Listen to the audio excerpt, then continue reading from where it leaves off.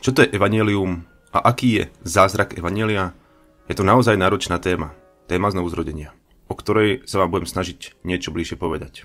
Ježiš odpovedal: ak sa niekto nenarodí znova, nemôže vidieť kráľovstvo Božie.